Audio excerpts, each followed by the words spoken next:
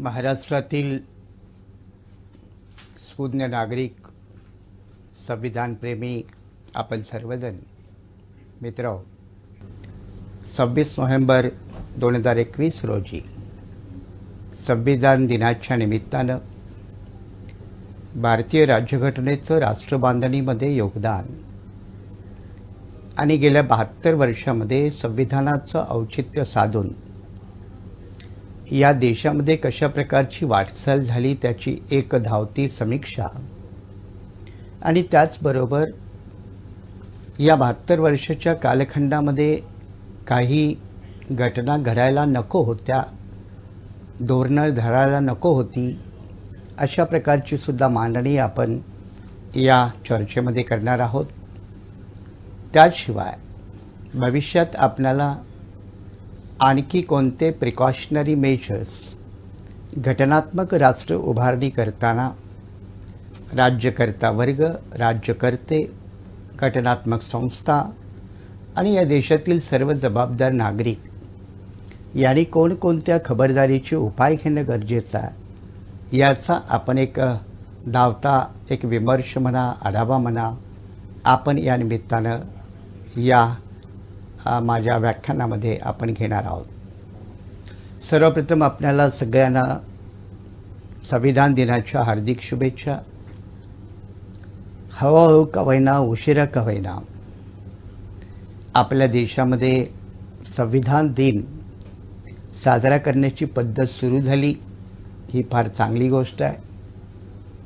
शाळा कॉलेजेसमध्ये संविधानाचं प्रिॲम्बल, ज्याला आपण प्रस्तावना म्हणतो, ती प्रस्तावना वाचन कुठे ठिकाणी बोर्डच्या स्वरूपात, कुठे ठिकाणी स्मारकाच्या स्वरूपात, कुठल्या ठिकाणी मेमोरियलच्या स्वरूपात आपल्याकडे लावायची सुरुवात झाली, ही चांगली बाब आहे. आणि जसजसा काळ पुढे जाईल तसं भारताच्या जडणघडणाच्या प्रक्रियेमध्ये, देशाच्या जडणघडणाच्या प्रक्रियेमध्ये, विविध समाज घटकांच्या उत्थानाच्या प्रक्रियेमध्ये भारतीय राज्यघटना हा किती क्रांतिकारक बदल घडवित आहे याचा जसा प्रत्यय या देशातील नागरिकांना येत जाईल तसं या देशामध्ये एक संविधान संस्कृती निर्माण होत जाईल. मी जेव्हा संविधान संस्कृती असा शब्द वापरला तेव्हा पहिल्यांदा मला आपल्याला स्पष्ट करायचं आहे की ज्या दिवशी आपण 26 नोव्हेंबर 1949 रोजी आपण स्वतंत्र भारतासाठी भारतीय राज्यघटना स्वीकारली आणि जिचा संपूर्णपणे अंमलबजावणी ही 26 जानेवारी 1950 पासून पूर्णतः लागू झाली, तेव्हापासून आपण प्रजासत्ताक भारत म्हणून एक जगातलं मोठं लोकशाही प्रधान विविध समाज घटकांचं आता एक मोठं राष्ट्र आहोत, असा मोठा एक समाज आहे. पण जेव्हा आपण प्रश्न विचारतो की 26 जानेवारी 1950 पूर्वीचा भारतीय समाज कसा होता, त्याचं संचालन कोणत्या कायद्यान्वये, नियमानुसार, कायद्यानुसार होत होतं. आणि आपल्याला ठाऊक आहे की 26 जानेवारी 1950च्या अगोदर एक इंग्रजी कालखंड प्रचंड मोठा आहे, त्याच्या अगोदर मुघल साम्राज्याचा मोठा कालखंड आहे, त्याच्या अगोदर इतर राजा महाराजांचा कालखंड आहे. पण स्वातंत्र्यापूर्वी या देशामध्ये सरंजामी व्यवस्था, विषमतावादी व्यवस्था, शोषणवादी व्यवस्था, असमतेवरती आधारित असणारी व्यवस्था, ज्याला आपण म्हणतो फ्युडल कल्चर, मेडिवल कल्चर, मध्ययुगीन भारतातील जी संस्कृती होती, शोषणाची, दमनाची, संस्कृतीची, किंवा याला आपण भेदाभेद म्हणतो, डिस्क्रिमिनेशन म्हणतो, उच्च नीचता म्हणतो, जाती व्यवस्था म्हणतो, अस्पृश्यता म्हणतो, हे सगळं ऐतिहासिक ओझं भारताच्या स्वातंत्र्यानंतर नव्या राष्ट्रात कसं ट्रान्सफॉर्म करायचं, बदल कसं करायचं, हा खरा तर भारतीय राज्यघटना निर्मात्यांच्या समोर आव्हान होतं.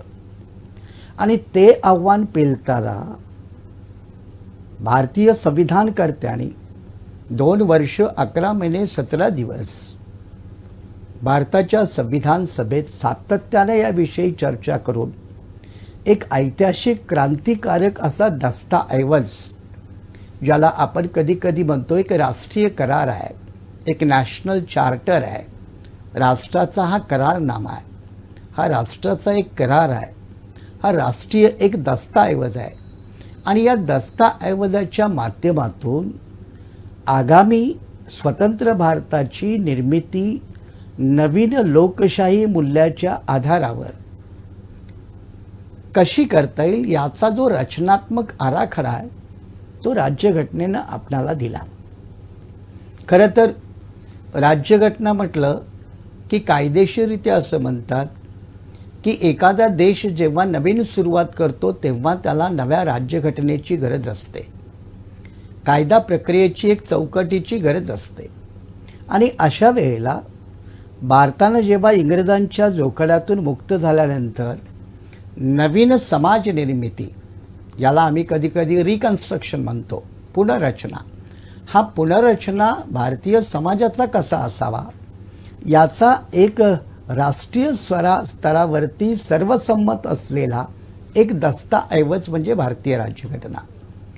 आता कधीकधी असं म्हटलं जातं की राज्यघटना म्हणजे फक्त शासन पद्धती कशी, शासन पद्धतीचे प्रकार कोणते, नागरिक आणि राज्यांचे संबंध कसे असतील, कर प्रणाली कशी असतील, किंवा नागरिकांचे मूलभूत अधिकार कोणते असतील, अशा प्रकारची एक मांडणी असते.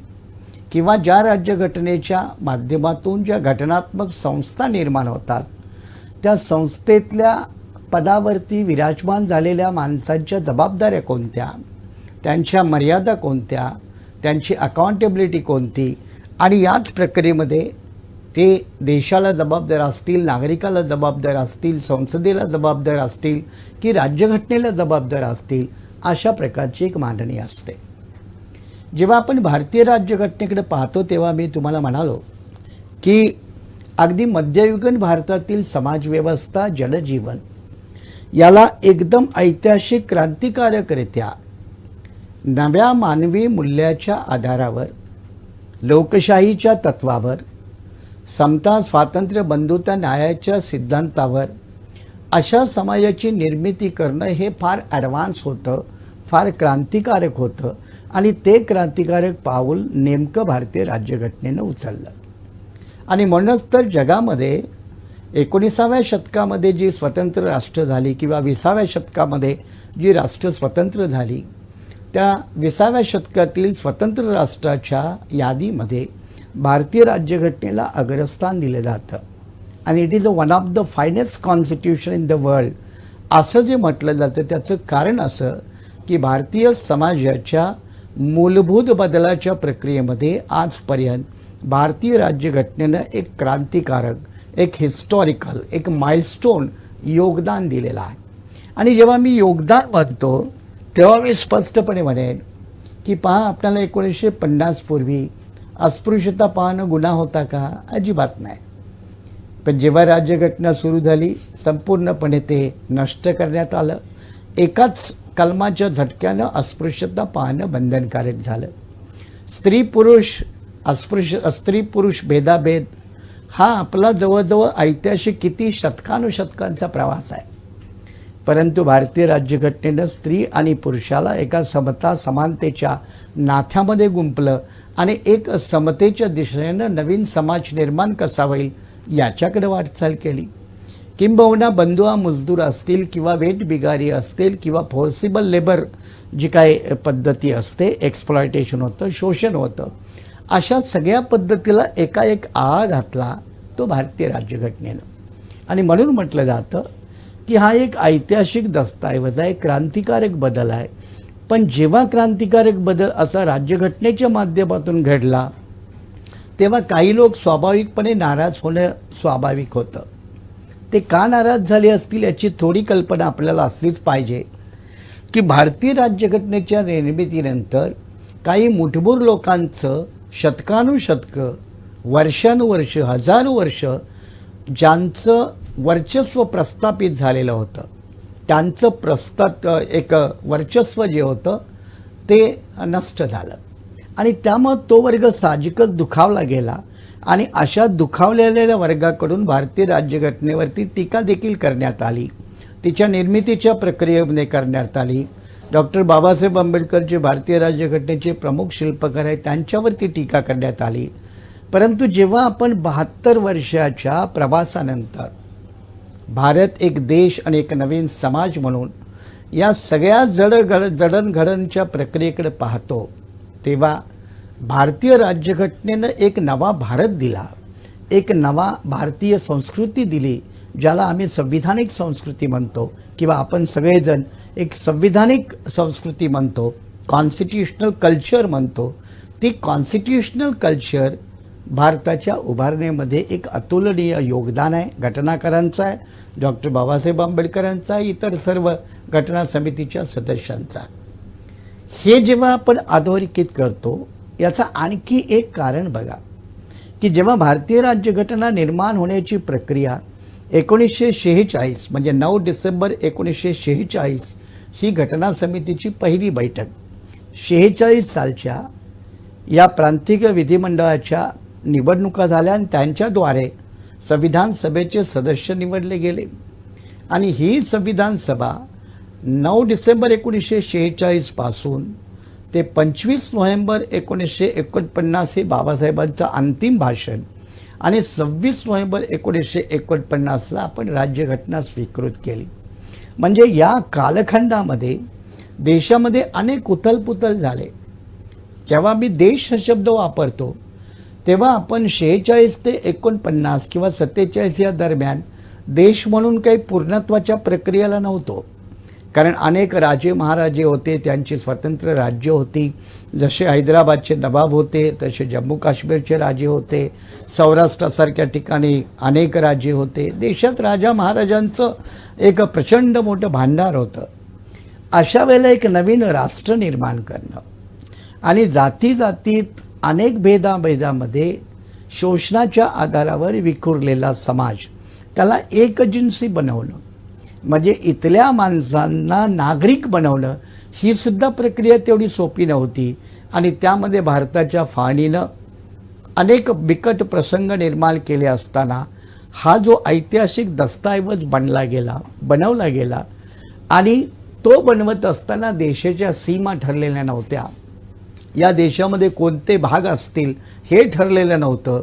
असं असताना ज्याच्या भौगोलिक सीमारेषा ठरल्या नाहीत तो देश, ज्या देशामध्ये कुठली माणसं राहणार आहेत हे निश्चित झालेलं नव्हतं.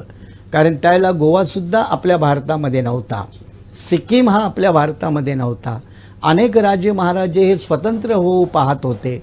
अशा वेळेला अशा एका निर्माण होत असलेल्या नवराष्ट्राच्या निर्मितीमध्ये आणि बदलाच्या प्रक्रियेमध्ये भारतीय राज्यघटना हा एक माइलस्टोन आहे.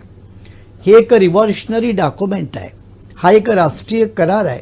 आणि या राष्ट्रीय करारानं नुसतं इथलं भविष्यात राज्यकर्ते वर्ग, पॉलिटिकल क्लास किंवा रुलिंग क्लास किंवा घटनात्मक ज्या संस्था आहेत, उदाहरणार्थ कार्यकारी मंडळ असेल, न्यायपालिका असेल, विधिमंडळ असतील, यांचेच फक्त अधोरेखित अधिकार कक्षा एवढंच केलं नाही, तर मूलभूत नागरिकांना एका बाजूला भारतीय राज्यघटनेच्या पार्ट 3 मधून म्हणजे खंड 3 मधून मूलभूत नागरिकांचे फंडामेंटल अधिकार, मूलभूत अधिकार देण्यात गेले. आपल्याला माहीत आहे की पूर्वी अनेक मर्यादा होत्या, मूलभूत अधिकार असे नव्हते, अनेक नागरिकांना नव्हते.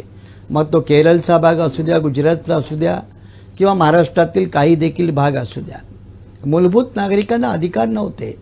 शिक्षणाचे अधिकार नव्हते, व्यवसाय निवडण्याचे अधिकार नव्हते, उच्च पदावरती विशिष्ट समाजांच्या मक्तेदाऱ्या होत्या. अशा वेळेला एक व्हर्टिकल समाज एका हॉरिझॉन्टल रूपामध्ये बदल करणं हे भारतीय राज्यघटनेनं आव्हान पेलं.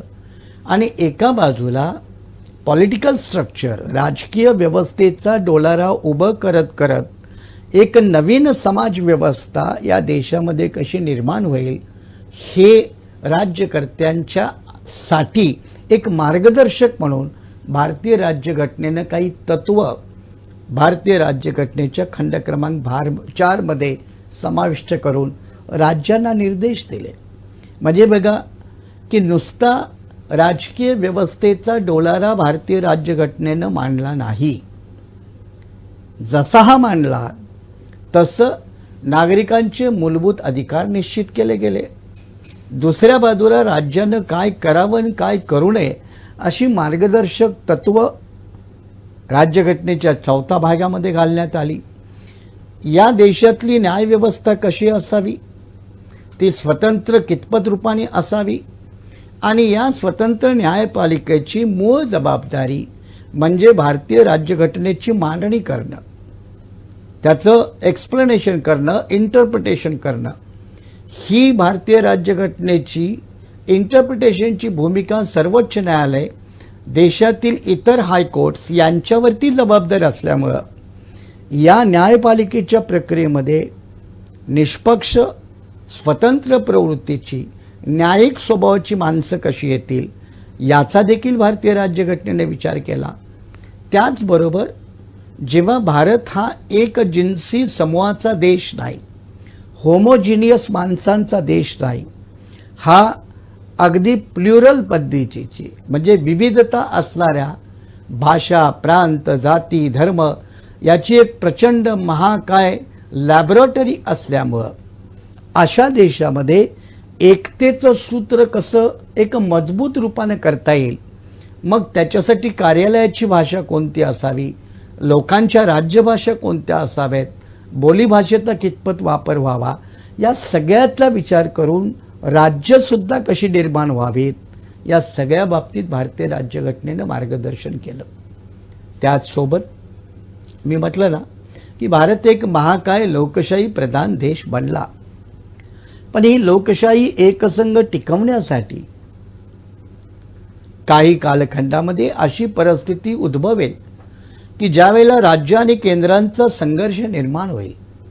अशा वेळेला भारतीय राज्यघटना ही एवढी लवचिक असली पाहिजे की जेव्हा जेव्हा एक तर कॉन्स्टिट्यूशनल इन्स्टिट्यूशनचा परस्पर संघर्ष असेल किंवा बाहेरून शक्तीद्वारा भारतावरती आक्रमण करण्याचा प्रसंग असेल, मग ते 1962चं युद्ध असेल, 71चं असेल, अशा प्रसंगी भारतीय राज्यघटना ही सडनली बदल होऊन एकत्रितपणे एक देश म्हणून उभी राहील, याच्यासाठी केंद्र राज्यात समतोल साधून अगदी आणीबाणीच्या तरतुदीसारख्या सुद्धा प्रोव्हिजन भारतीय राज्यघटनेमध्ये आणण्यात गेला. आणि याच्याशिवाय आपल्याला माहीत आहे की जगात कोणतीही राज्यघटना परमनंट नसते, तिला बदलाची आवश्यकता असते, काळ वेळेनुसार त्याला बदलावं लागतं.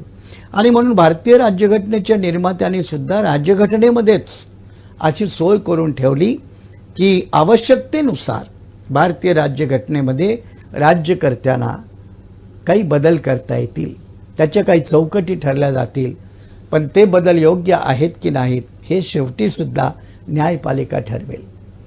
आता या ठिकाणी आपण काही मूलभूत गोष्टी समजल्या तर आपल्याला थोडंसं समजणं सोपं होईल की अमेरिकेसारख्या देशामध्ये न्यायपालिकेला जास्तच महत्त्व आहे आणि इंग्लंडसारख्या देशामध्ये संसदेला जास्त महत्त्व आहे.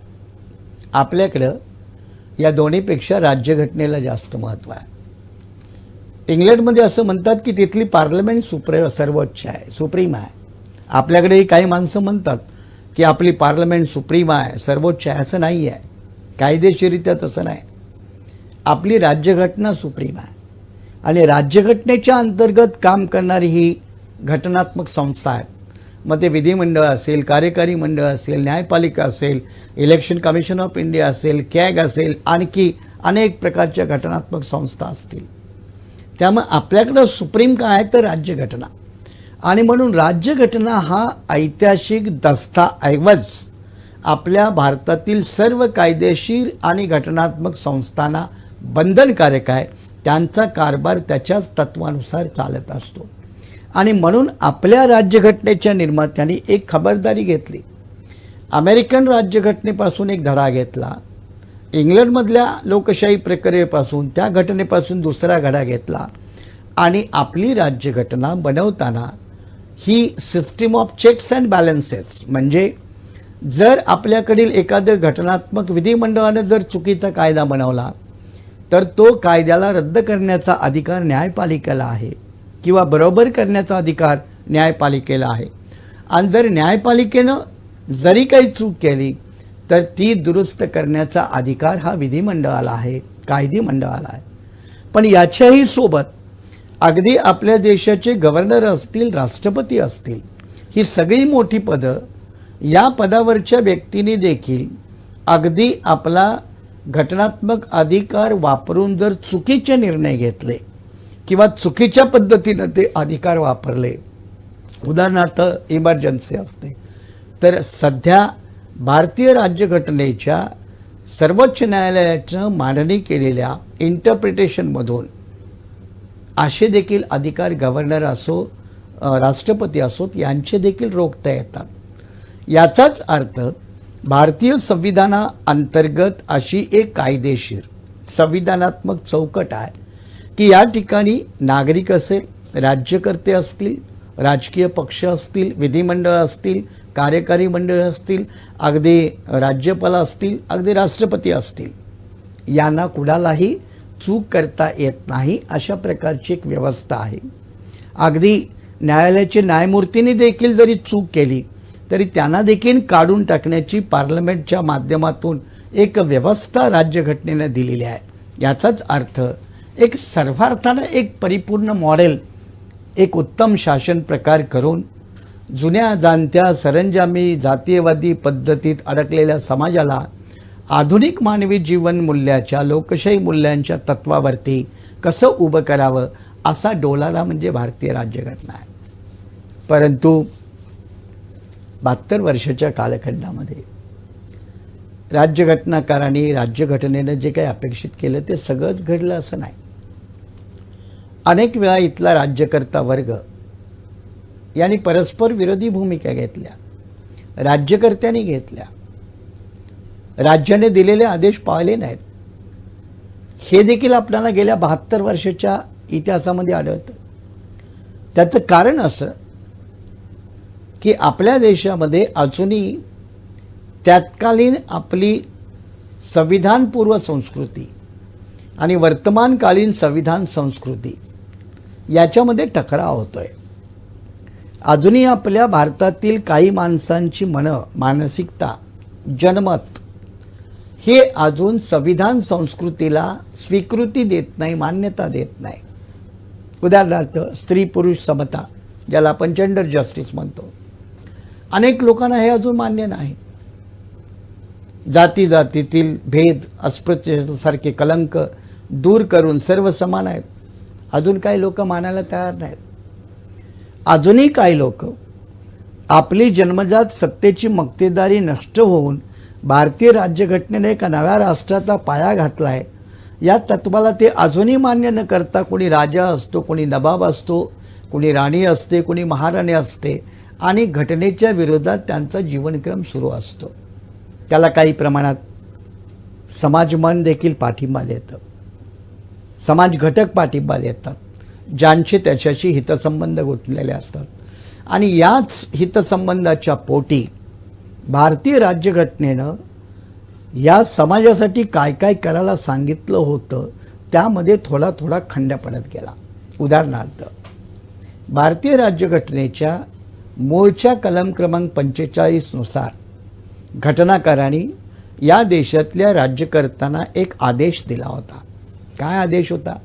आदेश असा होता की घटना लागू झाल्यापासून 10 वर्षाच्या कालखंडामध्ये, म्हणजे 10 वर्षाच्या आत, या देशात जन्माला आलेल्या प्रत्येक मुलीला 14 वर्षापर्यंत मोफत आणि सक्तीचं शिक्षण दिलं पाहिजे. 10 वर्षाच्या आतमध्ये प्रत्येक मुलाला मोफत आणि सक्तीचं शिक्षण 14 वर्षापर्यंत दिलं पाहिजे. आपल्या देशात हे घडलं नाही. हे एकमेव कलम होतं भारतीय राज्यघटनेमध्ये की ज्या कलमानुसार राज्यकर्त्यांना, घटनाकारांनी विशिष्ट कालखंडामध्ये देश शिक्षणाच्या आधारावरती उभा झाला पाहिजे असं बंधन घातलं, मार्गदर्शन केलं. पण दुर्दैवाने राज्यकर्त्याच्या हातून अनेक कारणास्तव ते पाळलं गेलं नाही. ते पाळलं का गेलं नाही याची जेव्हा तपासणी आपण करतो, अशी अनेक कलमं दाखवता येईल. जेव्हा आपण तपासणी करतो तर एक फार मोठा उच्च कोटीचा विद्वान ग्रॅनविल ऑस्टिन नावाचा, ज्याचं भारतीय राज्यघटनेवरती मोठं एक अधिकारवाणी आहे, लिखाण आहे, पुस्तक आहे, तो असं म्हणतो की शिक्षणाच्या बाबतीत भारतातल्या राज्यकर्त्यांनी इथल्या सगळ्या लोकांना शिक्षण खुलं केलं नाही, बंधनकारक केलं नाही, सुविधा उपलब्ध केल्या नाहीत, योग्य बजेट दिलं नाही. याचं कारण असं की इंग्रजांना देखील त्या काळात संपूर्ण देश शिक्षित व्हावा असं कधी वाटत नव्हतं आणि आताच्याही भारतातल्या राज्यकर्त्याला तो संपूर्णपणे शिक्षित व्हावा असं कधीच वाटत नाही. तो असं म्हणतो की इंग्रजांची तत्कालीन त्या काळची वसाहतवादी मानसिकता, ते 3.25% रक्कम आपण शिक्षणासाठी खर्च केली, जेव्हा की आपल्या भारताच्या तुलनेमध्ये नेपाळ, पाकिस्तान सारखे, बांगलादेश, सिलोन सारखे देश शिक्षणावरती जास्त खर्च करतात. एवढंच नाही, दक्षिण आफ्रिकेतील घाना नावाचा एक लहानसा देश आहे, ज्याचं उत्पन्न आपल्या फार पटीनं कमी आहे, त्याचा एवढा विकासाचा वेग नाही, तरी देखील घानासारखा छोटासा दक्षिण आफ्रिकेतला देश शिक्षणावरती जेवढा पैसा खर्च करतो तेवढा आपण नाही करत, भारत देश नाही करत. तीच गोष्ट सार्वजनिक हेल्थ सिस्टम, वैद्यकीय सुविधा, आपण 1.5% पलीकडे अजून देशाच्या एकूण उत्पन्नाच्या पैकी आपण सार्वजनिक आरोग्य व्यवस्थेवरती खर्च करत नाही. जनता किती आपली 135 कोटी. जेव्हा 130-35 कोटीच्या देशामध्ये जर तुम्ही शिक्षणाच्या सोबतच वैद्यकीय सुविधावरती 1.5% सुद्धा तुमच्या टोटल GDPची रक्कम जर तुम्ही खर्च करत नसाल तर तुमची आरोग्य व्यवस्था त्या देशाची काय राहील. याच्यासाठी आपल्याला मेलघाटलाच जायला नको. तर याच्यासाठी कोविड कालखंडामध्ये आपण कोणकोणत्या ठिकाणी किती स्तरावरती कमी पडलो, मग ते डॉक्टर असेल, नर्स असेल, हॉस्पिटल असेल, या सगळ्या बाबी स्पष्ट झाल्या ना. त्यामुळे भारतीय राज्यघटनेनं मूलभूत अधिकार दिले, सन्मानपूर्वक जगण्याचा अधिकार दिला, समानतेने जगण्याचा अधिकार दिला, धर्माचा असेल, भाषेचा असेल, विचारांचा असेल, मूलभूत स्वातंत्र्य दिलं. पण राज्यकर्त्यांनी विकासाच्या स्तरावरती वाटचाल करत असताना काही धोरणं मात्र दुर्लक्षित केली. उदाहरणार्थ डॉक्टर बाबासाहेब आंबेडकरांनी संविधान सभेमध्ये त्यांचं शेवटचं भाषण हे 25 नोव्हेंबर 1949 रोजी केलं आणि त्या भाषणामध्ये एकूणच घटना निर्माण करण्याचा कालावधी, त्याची प्रक्रिया, त्याच्यामधील सहभाग, त्याच्यामधील मुद्दे याचं विवेचन करून झाल्यानंतर ते काही इतर मुद्द्याकडे आले आणि ते मुद्दे मांडत असताना ते म्हणाले की मी या ठिकाणी माझं भाषण थांबवलं असतं, पण मला काही भविष्यातील चिंता दिसत आहेत. त्या चिंता अशा की याच्याही पूर्वी कधी कालखंडामध्ये, बौद्धकालीन कालखंडामध्ये भारत हा पूर्णपणे लोकशाही प्रधान देश होता, पण आपण लोकशाही गमावली. आपण याच्याही पूर्वी स्वातंत्र्यात होतो, परंतु आपलंही स्वातंत्र्य गमावलं गेलं.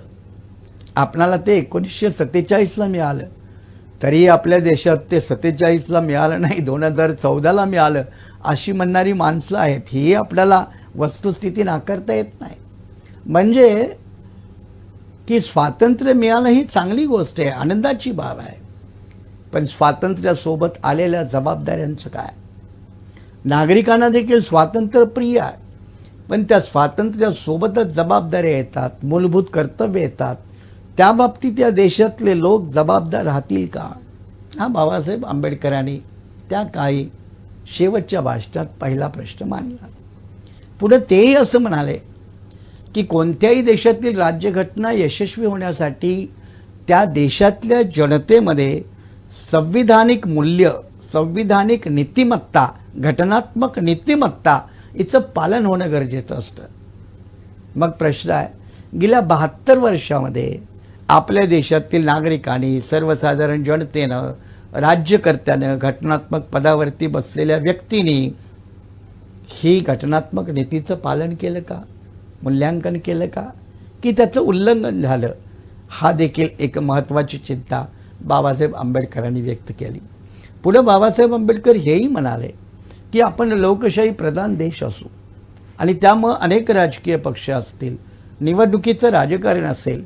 पण त्यावेळेला बाबासाहेब आंबेडकर असं म्हणाले की भविष्यामध्ये प्रत्येक राजकीय पक्ष हा देशहिताला प्राधान्य देईल की आपल्या कम्युनल अजेंड्याला प्राधान्य देईल, जातीय हिताला प्राधान्य देईल किंवा जातीचं राजकारण करून देशहिताला प्राधान्याला डावलण्यात येईल, अशा पद्धतीचं राजकारण जर करण्यात असतील तर ती माझ्यासमोरची चिंता आहे. पुढे बाबासाहेब असं म्हणाले की 26 जानेवारी 1950ला आपण परस्पर विरोधी जीवनामध्ये प्रवेश करू. एका बाजूला भारतीय राज्यघटनेच्या माध्यमातून आपल्याकडं राजनीतिक समता प्रस्थापित येईल, पण सामाजिक आणि आर्थिक समतेचं काय? आणि जर आपल्या देशामध्ये सामाजिक आणि आर्थिक समता प्रस्थापित झाली नाही तर आपल्या राजकीय लोकशाहीला काही अर्थ राहणार नाही. It will be meaningless without socio economic democracy, असं बाबासाहेब आंबेडकर म्हणाले. मग गेल्या 72 वर्षामध्ये सामाजिक आणि आर्थिक लोकशाही आपल्या देशात स्थापन झाली का? राजकीय लोकशाही स्थापन झाली, घटनात्मकरित्या स्थापन झाली. एक माणूस, एक व्यक्ती, एक मत, एक मूल्य, ही राजकीय समानता तरी आली. ठीक आहे, काही भागामध्ये मतदान करू दिलं जात नव्हतं, पूर्वी त्याचं वोटिंगसुद्धा पळवलं जात होतं. हा एक वेगळा भाग आहे, फार छोटा होता, तर त्यामुळे त्याला मी मोठं रूप देऊ इच्छित नाही. पण सामाजिक आणि आर्थिक लोकशाही आपल्याकडे प्रस्थापित झाली का? आणि याचा जेव्हा विचार करतो तेव्हा सामाजिक स्तरावरती भारतीय राज्यघटनेच्या माध्यमातून एक नवीन समाज निर्माण होण्याकडे आपण नक्कीच वाटचाल केलेली आहे, त्याला नाकारता येत नाही. जातीच्या भिंती, धर्माच्या अडचणी, परस्परामधील जे काही जाती धर्माचे रूढी परंपराची जी बंधनं होती ती ढिली होत चाललेत, पडत चाललेत. हा भारतीय राज्यघटनेच्या धोरणात्मक विजयाचा मोठा भाग भारताच्या नव्या राज्यनिर्मितीच्या प्रक्रियेमध्ये डावलता येणार नाही. परंतु आर्थिक लोकशाहीच्या बाबतीमध्ये मात्र थोडीफार आपणाला वाटचाल हव्या त्या दिशेनं, हव्या त्या वेगानं करता आली नाही. परिणाम काय झालं की उदारीकरणाच्या प्रक्रियेनंतर 1991 नंतर इथला सर्वसाधारण गरीब माणूस हा जास्त नाडला गेल्यामुळं आर्थिक विषमतेचा तो बळी ठरत गेला. तर दुसऱ्या बाजूला उदारीकरणाच्या प्रक्रियेमध्ये सक्षम असणारे घटक हे अधिक देशाची संपत्ती एकवटण्यामध्ये यशस्वी झाले. आणि त्यातला परिणाम असा झाला की 2020 हा ग्लोबल वेल्थ रिपोर्ट आला. त्या ग्लोबल वेल्थ रिपोर्ट म्हणजे जागतिक संपत्ती अहवाल हा 2020चा आला. आणि त्या 2020च्या जागतिक संपत्ती अहवाल हा सांगतो की भारतातल्या वरच्या उच्चभ्रू 10% वर्गाकडं या देशाची 77% संपत्ती आहे. मग ही आर्थिक विषमता किती मोठी? ही प्रचंड मोठी आहे आणि ही दिवसेदिवस वाढत चाललेली आहे. का वाढत चाललेली आहे? त्याला राज्यकर्त्यांची भांडवल आणि भांडवलदार पूरक अशी धोरणं आल्यामुळं आपल्या भारतीय राज्यघटनेनं अधोरेखित केलेल्या समाजवादी अर्थव्यवस्था, समाजवादी आर्थिक धोरणं ही मागं पडली गेली आणि भांडवल आणि भांडवलदार पूरक, ज्याला आम्ही क्रोनी कॅपिटलिझम म्हणतो, या क्रोनी कॅपिटलिझमला बढावा मिळत असल्यामुळं भारतीय राज्यघटनेमध्ये कलम क्रमांक 38, 39 हे जे सांगतं, काय सांगतं की या देशातील संपत्तीचं एकत्रीकरण मुठभर लोकांच्या हातामध्ये होता कामा नये. पण दुर्दैवाने ते झालं. या देशातल्या सर्व संपत्ती नैसर्गिक साधनामध्ये देशातील प्रत्येक घटकाला समान वाटा मिळाला पाहिजे, न्याय मिळाला पाहिजे. ही जी भारतीय राज्यघटनेची भूमिका आहे, बाबासाहेब आंबेडकरांनी 25 नोव्हेंबरच्या आपल्या भाषणामध्ये जी भीती व्यक्त केली होती की या देशामध्ये आर्थिक विषमता जर आली तर सामाजिक विषमता हे आपलं ऐतिहासिक ओझं आहेच, त्या ओझ्यासोबत आर्थिक विषमतेचं भारतीय राज्यघटनेसमोर आव्हान असेल, लोकशाहीसमोर आव्हान असेल आणि त्याची देखील त्यांनी चिंता व्यक्त केली होती. भारतीय लोकशाहीच्या भवित्याबद्दल त्यांनी पुन्हा अगदी शंका व्यक्त केली की मूलतः भारतातील माती ही वर्षानुवर्ष सरंजामी आणि जातीय व्यवस्थेच्या जोखडामध्ये अडकले असल्यामुळं ती लोकशाहीला लायक नाही असं जगातल्या विद्वानांनी आजपर्यंत मांडलेलं आहे. Basically Indian land was considered as a undemocratic and being undemocratic unsuitable for democracy. आणि म्हणून जेव्हा भारतीय राज्यघटनेच्या माध्यमातून आपण जेव्हा संसदीय लोकशाहीचा पुरस्कार केला तेव्हा जगातल्या विद्वानांनी असं म्हटलं होतं की भारतासारख्या देशामध्ये ना राज्यघटना टिकेल ना संसदीय लोकशाही टिकेल. तरी देखील आपण 72 वर्षाच्या कालखंडामध्ये मग आणीबाणीसारख्या प्रक्रिया असो, राष्ट्रीय स्तरावरच्या अपत्य म्हणून 62चं युद्ध असेल, 71चं युद्ध असेल, 65चं असेल, अशा अनेक अडीअडचणींना पार करत भारतीय राज्यघटनेनं जो लोकशाहीचा प्रवास केला तो पूर्ण आहे असं म्हणणं धाडसाचं होईल, किंबहुना ते चुकीचं होईल. पण ज्या पद्धतीनं केला तो मात्र त्याची दखल घेणं गरजेचं आहे, त्याची सराहना करणं गरजेचं आहे, त्याचं अभिनंदन त्यासाठी करणं गरजेचं आहे. पण अजूनही आपल्या भारतातील सत्तेत बसलेले लोक, राजकीय पक्ष चालवणारे लोक खरंच आपल्या देशहिताला प्राधान्य देतात का, हा प्रश्न आजकालचा एक ऐरणीवरचा प्रश्न बनलेला आहे. आणि म्हणून अशी जेव्हा भूमिका ते घेतात तेव्हा त्यांची भूमिका ही राज्यघटनेशी सुसंगत की विसंगत याचा देखील विचार आता नागरिकांनी आगामी दिवसामध्ये करण्याची गरज आहे. बाबासाहेब आंबेडकरांनी आणखी काही गोष्टीच्या बाबत चिंता व्यक्त केली. ते असं म्हणाले की 26 नोव्हेंबर नंतर आपण भारत म्हणून प्रजासत्ताक होऊ, एक समाजवादी अर्थव्यवस्था. जरी त्यावेळेला भारतीय राज्यघटनेमध्ये समाजवादी शब्द नव्हता तरीही ते मान्य करण्यात आलं होतं, म्हणून आपल्याकडं पहिली पंचवार्षिक योजना अशा सुरू झाल्या होत्या. अर्थव्यवस्था आपण अशी स्वीकारली होती की राज्याच्या अखत्यारीमधील एक नीतिबद्ध असा आर्थिक विकास, धोरणांचा आर्थिक विकास, मुक्त नव्हे. पण समाजवादी शब्द आता फक्त भारतीय राज्यघटनेमध्येच आहे आणि सरकारची धोरणं मात्र खाजगीकरणाच्या प्रक्रियेकडं. समाजवाद होता म्हणून या देशात बँकांचं राष्ट्रीयकरण झालं, LICचं राष्ट्रीयकरण झालं, अनेक प्रायव्हेट कंपन्या भारत सरकारनं आपल्या अखत्यारीत घेतल्या, मग एअर इंडियासारखी कंपनी असो. पण आता त्याच सार्वजनिक उद्योगधंदे आणि कंपन्या ज्याचं आपण गेल्या 72 वर्षाच्या कालखंडामध्ये राष्ट्रीयकरण करून लोकहितासाठी त्याचा वापर केला, त्याच सार्वजनिक उद्योगधंदे आणि कंपन्या आज पुन्हा आपण खाजगीकरणाच्या प्रक्रियेकडे त्यांना नेऊन खाजगी उद्योजक, कॉर्पोरेट उद्योगपती, इंडस्ट्रियलिस्ट यांच्याकडे देऊन भारतीय राज्यघटनेच्या माध्यमातून मांडलेला जो आर्थिक विचार आहे त्याला तिलांजली आपण प्रत्यक्ष किंवा अप्रत्यक्षरित्या देत आहोत. हा देखील एक महत्त्वाचा मुद्दा आजकालच्या कालखंडामध्ये आपल्याला विसरून चालणार नाही. आपल्याला माहीत आहे आपल्या देशानं अनेक वेळा इमर्जन्सी 77ची 75 ते 77 ही मोठी पाहिली. नागरिकांच्या अधिकारांचं हनन झालं, न्यायालयंसुद्धा त्यावेळेला संरक्षण करू शकली नाही, न्यायमूर्त्यांच्या बदल्या झाल्या आणि एकाधिकारशाही आणि तानाशाही पद्धती आपल्या देशात सुरू झाली. 75 ते 77 आणीबाणी त्याचं कधीही कुठल्याही घटनात्मक नीतिमत्ता मांडणाऱ्या माणसाला त्याचं समर्थन करता येणार नाही. पण 1980 साली जेव्हा निवडणूक झाल्या तेव्हा देशातल्या जनतेनं असं कार्य करणाऱ्या प्रवृत्तीला 77च्या निवडणुकीमध्ये एक धडा दिला होता की इथले राज्यकर्ते कितीही मोठे ताकदवान असतील, पॉवरफुल असतील, तरी ते तानाशाह बनू शकत नाहीत. एकाधिकारशाहीनं ते राष्ट्र किंवा देश नाही चालवू शकत. या देशाची राज्यघटना त्यांच्यावरती बंधनकारक आहे, राज्यघटनेचे काही जबाबदाऱ्या बंधनकारक आहेत.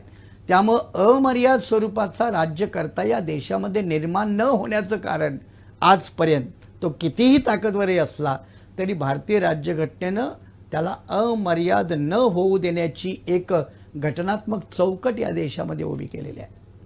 आपलं सुप्रीम कोर्ट म्हणजे काही पाकिस्तानचं सुप्रीम कोर्ट नाही किंवा इतर देशातलं सुप्रीम कोर्ट नाही. त्याच्या काही एक अधिकार आहेत आणि जेव्हा संसदसुद्धा जर चुकीच्या मार्गाने चालली तर न्यायपालिका त्याला रोखते आणि न्यायपालिका जर चुकीच्या मार्गाने चालली तर संसद देखील न्यायपालिकेला रोखते किंवा कार्यकारी मंडळाला रोखते. ही जी आपली घटनात्मक चौकट आहे. म्हणून तर सर्वोच्च न्यायालयानं 1973च्या केशवानंद भारतीच्या खटल्यामध्ये या देशात जेव्हा अनेक वेळा घटना बदल झाले, अनेक घटना दुरुस्त झाल्या आणि राज्यकर्त्यांनी दावे केले की आम्हाला लोकांनी निवडून दिलेलं असतं, आम्ही लोकांचे जनप्रतिनिधी असतो, म्हणून संसदेत गेल्यावर आम्ही काही करू शकतो. सुप्रीम कोर्ट म्हणाले तुम्ही काहीही करू शकत नाही, तुम्हाला कार्य करण्याचे अधिकार आहेत पण काहीही करण्याचे अधिकार नाहीत. आणि म्हणून सर्वोच्च न्यायालयानं 1973 साली केशवानंद भारती या निर्णयामध्ये सगळ्यांना सांगितलं, न्यायपालिका असेल, ज्युडिशरी असेल, आणखीन कोणी असेल, की तुम्ही घटनेमध्ये वाटेल ते बदल करू शकता परंतु घटनेची मूळ चौकटीला तुम्ही हात लावू शकत नाही, बदलू शकत नाही. अशा पद्धतीची एक धमकी म्हणा, एक चेतावणी म्हणा, एक बंधन म्हणा, हे 13 न्यायमूर्तीच्या खंडपीठानं 1973ला दिलं. ते आजपर्यंत बंधनकारक आहे, आजपर्यंत त्याचं पालन करावं लागतं. म्हणजे या देशामध्ये, भारतामध्ये कुणी राज्यकर्ता, कुणी पंतप्रधान, कुणी राष्ट्रपती किंवा कुणी आणखी हा जर म्हणेल की मी बेलगाम पद्धतीनं भारतासारख्या देशाचा राज्यकारभार माझ्या मनाप्रमाणे चालवेन तर भारतीय राज्यघटनेची अशी व्यवस्था आहे की त्या व्यवस्थेमध्ये हे घडणं शक्य नाही. आणि म्हणून आजकाल आपण नेहमी बोलत असतो की उद्या भारतात एखादा हिटलर जन्माला येईल किंवा अशा प्रवृत्तीतले वाढल्या तर अशा प्रकारची माणसं निर्माण होतील. मी एक घटनेचा अभ्यासक म्हणून 30-35 वर्षाचा अगदी मुंबई विद्यापीठात शिकवलेला प्राध्यापक म्हणून, लेखक म्हणून, अभ्यासक म्हणून एक अधिकारवाणीने सांगू इच्छितो की भारतीय राज्यघटनात्मक व्यवस्था तानाशाह आणि हुकुमशाला जन्माला घालण्याची व्यवस्थाच करत नाही. कारण हे एक प्रकारची एवढी मजबूत चौकट आहे आणि ती चौकट सहसा कुणाला ओलांडता येत नाही. ह्या सगळ्या राज्यघटनेच्या जरी सकारात्मक बाबी झाल्या तरी काही गोष्टीकडे मी म्हटलं की तुम्हाला लक्ष द्यावे की या देशात अनेक शोषित घटक आहेत, वंचित घटक आहेत, त्यांना शतकानुशतकं शासन प्रशासनामध्ये भागीदारी मिळालेली नाही. भारतीय राज्यघटनेनं अशा निग्लेक्ट लोकांचा, मार्जिनल लोकांचा, म्हणजे आपल्याकडे माहीत आहे आपल्याकडे जन्मजात गुन्हेगार असणाऱ्या सुद्धा जाती होत्या, नोमॅडिक ट्राईब होत्या, भटके विमुक्त ज्याला आपण म्हणतो, किंवा मागासवर्गीयांच्या जाती आपल्याकडे भरपूर आहेत.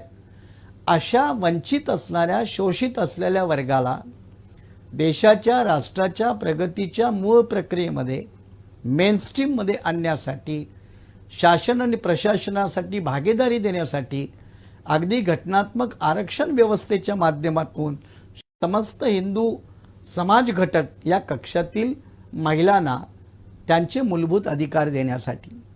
तेव्हा बाबासाहेब आंबेडकरांची ही भूमिका होती की मी जर भारतीय राज्यघटनेची मांडणी समतेच्या सिद्धांतातून केलेली आहे तर स्त्री पुरुष असमानता किंवा विषमता ही समतेच्या तत्वाला छेद देत असल्यामुळं काहीतरी बाबतीमध्ये समता प्रस्थापित करण्यासाठी त्यांनी हिंदू कोड बिलासाठी नेहरूकडे आग्रह धरला होता. दुर्दैवाने त्यावेळेचा काँग्रेस पक्ष, नेहरू हा मागे सरले आणि मग बाबासाहेब आंबेडकरांनी हिंदू कोड बिल असेल, भारताचं परराष्ट्रीय धोरण असेल किंवा ओबीसीच्या उन्नतीसाठी एक कमिशन नेमायची बाब असेल आणि या हिंदू कोड बिलाच्या प्रश्नावरती राजीनामा दिला. मूळ त्यांची भूमिका अशी की जर भारतीय संविधान तुम्हाला समतेच्या व्यवस्थेची मांडणी करायला सांगतं तर तुमचा प्रवास त्या दिशेनं असला पाहिजे. त्यासाठी बाबासाहेब आंबेडकर हे सातत्यानं आग्रही राहिले आणि त्याच्यासाठी मग त्यांनी या संपूर्ण वंचित, शोषित समाज घटकाला एक योग्य स्तरावरती राष्ट्रीय भागीदारी मिळाली पाहिजे, हिस्सेदारी मिळाली पाहिजे. ही देखील मांडणी कुठलाही संघर्ष न होता घटनात्मक पद्धतीतून आणली आणि म्हणून म्हटलं जातं की भारतीय राज्यघटनेनं रक्तविहीन क्रांतीशिवाय भारतीय समाजामध्ये आमूलाग्र बदल घडवले. याचाही संदर्भ द्यायचा असताना 25 नोव्हेंबरच्या भाषणात बाबासाहेब आंबेडकर म्हणाले की या देशामध्ये सत्ता ही उच्चभ्रू वर्गाची वर्षानुवर्ष एक मालमत्ता आहे, प्रॉपर्टी आहे, अधिकार आहे. आणि याच्या खाली जे दबलेले भरडलेले लोक आहेत त्यांना शासन व्यवस्थेत समाविष्ट करून घेणं ही काळाची गरज आहे, आगामी भवितव्याची गरज आहे. हे जर केलं नाही तर हे शोषित वंचित वर्ग आपली घटनात्मक व्यवस्था, लोकशाही, प्रजासत्ताक व्यवस्था याच्या विरोधात बंड करून उठतील. आणि याच्यातूनच, याच भूमिकेतून बघा, नक्षलबारीसारखी सिस्टम सुद्धा आपल्या देशामध्ये जी आली त्याचं मूळ कारण असं की जेव्हा नागरिकांना काही अधिकार मिळाले गेले नाही आणि तेव्हा घटनात्मक प्रक्रिया, लोकशाही प्रक्रिया यातून त्यांना पुढचे अधिकार मिळाले नाहीत, म्हणजे ज्याला आम्ही असं म्हणतो की कॉन्स्टिट्यूशनल सिस्टममध्ये अधिकार जेव्हा मिळाले नाही तेव्हा ते अनकॉन्स्टिट्यूशनल सिस्टमकडे प्रवास करतात आणि मग राज्यव्यवस्थेला आव्हान देणाऱ्या भूमिका त्या समाजामध्ये, त्या वर्गामध्ये, त्या तरुणामध्ये त्या रुजल्या जातात. ते आजही आपण देशातल्या जवळजवळ 58 जिल्ह्यामध्ये पाहतो. हे आव्हान आपल्याला समजून घेतलं पाहिजे. आणि याच्याही पलीकडं जेव्हा आपण ही आव्हानं तपासतो तेव्हा बाबासाहेब आंबेडकर असं म्हणतात की भारताचं स्वातंत्र्य हे जे लयाला गेलं ते लयाला जाण्याच्या पाठीमागं आपल्यात काय अंतर्गत फुटीरतावादी लोक आहेत आणि ती आपल्या दुहीची कारणं असतात. राजा दाहिरचं उदाहरण याच भाषणामध्ये बाबासाहेब आंबेडकरांनी 25 नोव्हेंबर 1949ला दिलं आणि ते म्हणाले की अशा फुटीरतावादी प्रवृत्ती, व्यक्ती, समाज, धोरणं या घटनात्मक व्यवस्थेमध्ये निर्माण होणार नाहीत याची खबरदारी घेणं गरजेचं आहे. घटनात्मक नीतिमत्तेचं पालन करण्याची गरज आहे. या ज्या काहीतरी चिंता व्यक्त केल्या त्या सगळ्या चिंता 72 वर्षानंतर आज आपण जेव्हा पाहतो तेव्हा थोडंसं वेगळा विचार करावा लागतो. आणि वेगळा विचार करत असताना मला बाबासाहेब आंबेडकरांच्या मे 1951 की 54 त्यांच्या राज्यसभेतल्या भाषणाची एक आठवण येते. ते राज्यसभेतल्या भाषणात असं म्हणाले होते बाबासाहेब आंबेडकर की आपण संसदीय लोकशाही या देशामध्ये स्वीकारलेला आहे. प्रत्येकाला मताचा अधिकार आहे, निवडणूक लढवण्याचा अधिकार आहे, सत्तेमध्ये सहभागी होण्याचा अधिकार आहे, प्रत्येकाला आहे, प्रत्येक व्यक्तीला, समूहाला आहे, सर्व समाज घटकांना आहे. पण बाबासाहेब आंबेडकर असं पुढं म्हणतात त्या भाषणामध्ये की हा अधिकार या देशातल्या उद्योगपतींना सुद्धा आहे. उद्योगपती सुद्धा या देशाचे नागरिक आहेत, माणसं आहेत, समूह आहेत, त्यांना सुद्धा निवडणूक प्रक्रियेमध्ये भाग घेण्याचा अधिकार आहे. प्रत्येक समूहाला आहे तसं त्यांनाही आहे. पण उद्योगपतीचं भारतीय संसदेमध्ये किती प्रतिनिधित्व असावं किंवा प्रभाव असावा याविषयी बाबासाहेब आंबेडकर असं म्हणाले की कोणत्याही परिस्थितीमध्ये भारतीय संसद ही स्टॉक एक्सचेंज मार्केट बनता कामा नये. फार स्टेटमेंट मोठा आहे, बाबासाहेबांचं स्वतःच आहे की under any circumstances parliament of India should not be converted into a stock exchange market. ज्या शेअर बाजारातला बाजार चालतो तशी व्यवस्था म्हणजे भारतीय संसद बनता कामा नये. आणि कितीही बहुमताच्या आधारावरती एखादं जरी सरकार बनलं तरी बाबासाहेब असं पुढं म्हणतात की कोरस गर्ल असतात, म्हणजे मागं गीत गाताना किंवा डान्स करताना जसं कोरस देणारे एक व्यक्ती, समूह असतात, ग्रुप असतात, तशा पद्धतीनं संसदेत निवडून आलेल्या खासदारांच्या भूमिका असता कामा नयेत. याचाच अर्थ की संसदेमध्ये उद्योगपतींचं प्राबल्य किती असावं, सहभाग किती असावा.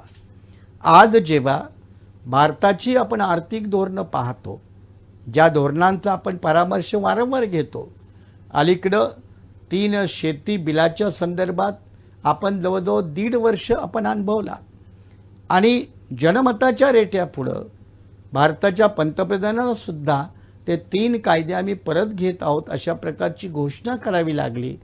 हे एक जरी उदाहरण सिम्बॉलिक असलं तरी अनेक प्रांतामध्ये अनेक क्षेत्रामध्ये, मग ती डिस्इन्व्हेस्टमेंट पॉलिसी असेल, इम्पोर्ट एक्सपोर्टची धोरणं असतील, अनेक स्तरावरती इथल्या राज्यकर्त्यांच्या धोरणामध्ये भांडवलदारी व्यवस्थेचं, व्यक्तीचं, समूहाचं जर प्रतिनिधित्व होत असेल, तर बाबासाहेब आंबेडकरांनी त्या भाषणामध्ये जो धोका सांगितला तो आज आपल्याला आढळतो का, याचा देखील गंभीर विचार कर आपण या संविधान दिनाच्या निमित्तानं करण्याची गरज आहे. शेवटचा मुद्दा मी सांगून या ठिकाणी थांबणार आहे. तो मुद्दा असा की कुठल्याही देशाची निर्मिती झाल्यानंतर, वाटचालीचा मार्ग ठरल्यानंतर त्या देशाची तशी वाटचाल होईलच याची काही गॅरंटी नसते. अमेरिकेचाही तोच भाग आहे, इंग्लंडचाही तोच भाग आहे. पण इंग्लंड आणि अमेरिकेच्या लोकशाहीनं एक मॅच्युरिटी दाखवली, तिथल्या राज्यकर्त्या वर्गानं एक मॅच्युरिटी दाखवली, तिथल्या रुलिंग क्लासनं, सत्ताधारी वर्गानं, समूहानं एक मॅच्युरिटी दाखवली आणि त्यामुळे इंग्लंड किंवा अमेरिका ही प्रगल्भ राष्ट्र बनली. प्रगल्भ राष्ट्र जेव्हा मी बनली असं म्हणतो तेव्हा मी तुम्हाला उदाहरण सांगतो की घटनात्मक दृष्ट्या रित्या इंग्लंडमध्ये इंग्लंडची संसद ही कोणताही कायदा बनवू शकते, कोणताही. परंतु इंग्लंडची संसद ही केव्हाही जनमताच्या विरोधात जाणारा कायदा करत नाही. हे बंधन आहे, हे नैतिक बंधन आहे, हे कुठं लिहिलेलं नाही, हे अनरिटन लॉ आहे. म्हणजे अनरिटन लॉ असणाऱ्या देशामध्ये सुद्धा इंग्लंडमध्ये संसदीय लोकशाही वर्षानुवर्ष एक प्रगल्भ लोकशाही म्हणून प्रवास करते. आपण प्रगल्भ लोकशाही म्हणून गेल्या 72 वर्षात प्रवास केला का, तर त्याचं उत्तर पूर्णपणे नाही असं देता येणार नाही. पण आणखी प्रगल्भपणे आपल्याला प्रवास करता आला असता, त्यामध्ये आपण नेमके कमी पडलो. मग गव्हर्नर पदांचा गैरवापर असेल, राष्ट्रपती पदाचा गैरवापर असेल, निवडणूक हरल्यानंतर एखाद्या राज्यातील सरकार बरखास्त करणं अशा पद्धतीचा प्रकार असेल, किंवा सेक्युलरिझमचं तत्त्व भारतीय राज्यघटनेत आपण स्वीकारलं, आपले राजकीय पक्ष सुरू करताना भारतीय निवडणूक आयोगाला आपण हे लिहूनही देतो की आम्ही ते स्वीकारतो, तरी देखील इथल्या जातीच्या विभागलेल्या शक्तीचं भांडवल करून राजसत्तेकडे जेव्हा काही समूह किंवा राजकीय पक्ष वाटचाल करतात तेव्हा ती गंभीर बाब आहे आणि ती घटनेच्या चौकटीत न बसणारी आहे. याचाही विचार मग ते बाबरी मस्जिदचा मुद्दा असेल किंवा अयोध्येचा मुद्दा असेल, या सगळ्या बाबी जेव्हा आपण तपासून पाहतो की एका बाजूला धार्मिक स्वातंत्र्याची हमी भारतीय राज्यघटनेच्या कलम क्रमांक 11 दिली, पण अनेक राज्यामध्ये धर्मस्वातंत्र्या विरोधाचे कायदे अनेक राज्यांनी पास केले. आपल्या देशामध्ये UAPA सारखे कायदे आले. इंग्रजांनी टिळकांच्या विरुद्ध राष्ट्रद्रोहाचं कलम, भगतसिंगांच्या विरोधात राष्ट्रद्रोहाचं कलम वापरलं. त्याच्यानंतर अनेक वर्ष राष्ट्रद्रोहाचं कलम आपल्या भारताच्या दंडसंहितेमध्ये आहे याची देखील आठवणसुद्धा नव्हती लोकांना. पण अलीकडं राष्ट्रद्रोहाचं कलम हे सर्रासपणे वापरलं जातं. तेव्हा घटनात्मक व्यवस्था आपल्या देशामध्ये आहे, कायद्याचं राज्य आहे की नाही, अशा पद्धतीचा एक साधारण प्रश्न सर्वसामान्य नागरिकाच्या मनामध्ये उभा राहतो. याशा वेळेला पुन्हा ज्यांनी राज्यघटनेचं नेतृत्व करायचं आहे, अंमलबजावणीचं नेतृत्व करायचं आहे, त्या वर्गाच्या ऐतिहासिक जबाबदाऱ्या आहेत. मग राजकीय पक्ष असतील, राज्यकर्ता वर्ग असेल, ब्युरोक्रेसी असेल, न्यायपालिका, कुणी सगळे यांच्या ऐतिहासिक जबाबदाऱ्या आहेत. त्या जबाबदाऱ्या ते पार पाडल्यात सक्षम ठरले असते तर आणखीन आपण प्रवास केला असता. याचं उदाहरण मी देताना असं म्हणतो की जर भारतीय राज्यघटना निर्मात्यांच्या धोरणानुसार जर आपण पहिल्या 10 वर्षात या देशातल्या सगळ्या मुलांना मोफत आणि सक्तीचं शिक्षण, प्रत्येक मुलांना, तिथं काही आरक्षण नव्हतं, ते जर दिलं असतं तर आज भारताचा नेमका चेहरा कसा असता. आणि तो चेहरा जेव्हा मी माझ्या डोळ्यासमोर ठेवतो तेव्हा मला एवढं तरी कळतं की तो जर चेहरा बनला असता तर आज आरक्षणासारख्या मुद्द्यावरून महाराष्ट्रासारखं फुले शाहू आंबेडकरांचं प्रगतिशील राज्य हे आरक्षणाच्या ज्वालामुखीच्या तोंडावरती उभं राहिलं नसतं, अशा प्रकारची व्यवस्था निर्माण झाली असती. पण आपण त्यामध्ये सगळे भारतीय म्हणून, जबाबदार भारतीय म्हणून कमी जास्त प्रमाणात हे कमी पडलेलो आहोत. याची नैतिक जबाबदारी आपल्याला काही टाळता येत नाही. शेवटी समारोप करत असताना मला अमेरिकेमध्ये एक कार्नेल नावाचं विद्यापीठ आहे आणि त्या विद्यापीठामध्ये क्लिंटन रॉसिटर नावाचे एक प्राध्यापक होते, ज्यांचं निधन झालं आहे एक वर्ष दीड वर्षापूर्वी. आणि ते क्लिंटन रॉसिटर एका त्यांच्या ग्रंथामध्ये असं म्हणतात, लिखाणामध्ये, की जगामध्ये अनेक देशामध्ये लोकशाही यशस्वी होताना मी पाहिलेले आहे, पण ज्या ज्या देशामध्ये लोकशाही यशस्वी झाली त्यासाठी त्या देशामध्ये लोकशाहीचे घटक पूरक होते, ते घटक त्या ठिकाणी अस्तित्वात होते. पण ते पुढे असं म्हणाले की भारत नावाचा असा एक देश आहे की ज्या देशामध्ये लोकशाहीला पूरक घटक नसताना सुद्धा या देशामध्ये लोकशाही टिकलीच नाही, तर बऱ्याच वर्षे अनेक वर्षे चांगल्या पद्धतीने सुरू आहे. आणि ते म्हणाले याचं संपूर्ण क्रेडिट हे भारतीय राज्यघटनेला आहे. म्हणजे भारतीय राज्यघटना या देशामध्ये लोकशाही प्रधान एक नवीन व्यवस्था बनवण्यामध्ये भारतीय राज्यघटना एक ऐतिहासिक बदल आहे. आणि म्हणून जेव्हा हा बदल जाणकारांना समजतो त्यावेळेला डॉक्टर बाबासाहेब आंबेडकरांचे समर्थक तर राज्यघटनेचं कौतुक करतीलच, पण विरोधक सुद्धा घटना समितीमध्ये आणि घटना समितीच्या बाहेर त्यांनी हे मान्य केलं. आणि ते मान्य करताना संविधान सभेमध्येच एक घटना समिती सदस्य होते जे पूर्णतः गांधीवादी होते, गांधीवादी विचाराचे होते. त्यांचं नाव श्यामानंदन सहाय. आणि ते श्यामानंदन सहाय असं म्हणाले होते की स्वातंत्र्याचं क्रेडिट द्यायचं असेल तर ते गांधीजीला द्या, पण स्वातंत्र्यानंतर भारत कसा उभा करायचा त्याचं जर क्रेडिट द्यायचं असेल तर ते आंबेडकरांना द्या. म्हणजे हे श्यामानंदन सहाय काय आंबेडकरांचे समर्थक नव्हते, हे गांधीवादी विचाराचे होते, काँग्रेसचे खंदे समर्थक होते.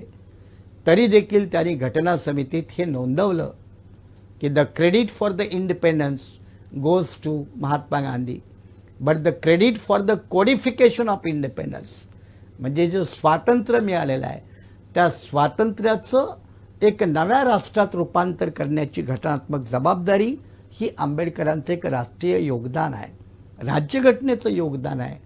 आणि म्हणूनच भारतीय राज्यघटना आपल्या सर्वांच्या, सर्वसाधारण माणसाच्या जीवनामध्ये एक आमूलाग्र बदल, कुठल्याही शस्त्रांचा वापर न करता, कुठल्याही प्रकारचा व्हायलन्स न करता, ज्याला आम्ही रक्तविहीन क्रांती म्हणतो, घटनात्मक क्रांती म्हणतो, तो घटनात्मक क्रांतिकारी बदल आपल्या सगळ्यांच्या जीवनामध्ये, ठीक आहे जेवढा पाहिजे त्या गतीनं झालेला नाही अजून, पण जेवढा काही थोडाफार झालेला आहे त्याला मी 25% असं म्हणेन, 75% आपल्याला पूर्ण करायचं आहे.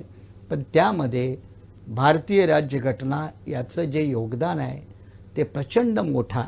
त्या राज्यघटनेनं इथे एक नवीन संस्कृती निर्माण केली ज्याला आम्ही संविधान संस्कृती म्हणतो. आणि याच संविधान संस्कृतीचं आपण सर्वांनी पायीक झालं पाहिजे. आणि खऱ्या अर्थानं संविधानाला अभिप्रेत असणारा एक नवीन समाज, भेदाभेदाचा समाज नाही, द्वेषावरचा आधारित समाज नाही, शोषणावरचा आधारित समाज नाही, तर खऱ्या अर्थानं मानवी समाज, मानवी मूल्यांचा, मानवी अधिकाराचा समाज असा जर उभा केला तर भारत नावाच्या देशाचं राष्ट्र म्हणून रूपांतर होण्यात फार वेळ लागणार नाही, असा आशावाद आजच्या संविधान दिनी आपल्या सर्वांच्या समोर व्यक्त करून आपल्या सर्वांना धन्यवाद देतो. धन्यवाद.